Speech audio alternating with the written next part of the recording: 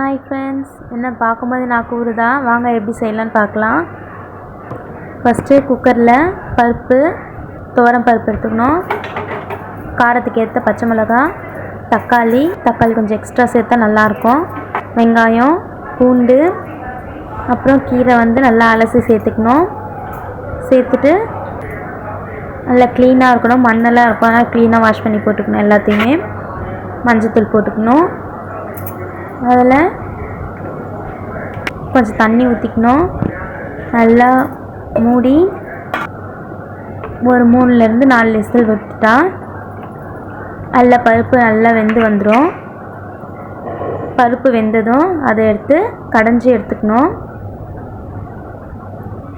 அது கூடவே தேவையான புளி ஊற்றிக்கணும். புளி ஒரு சிலர் போட்டு வேக வைக்கும் போதே பருப்பு வேக வைக்கும் போதே வைப்பாங்க, பட் நல்லா இருக்காது. இந்த மாதிரி கரைச்சி சேர்த்துக்கணும். சேர்த்துட்டு அதுக்கு ஒரு தாளிப்பு கொடுத்துடலாம். ஃபஸ்ட்டு எண்ணெய் ஊற்றிக்கணும்.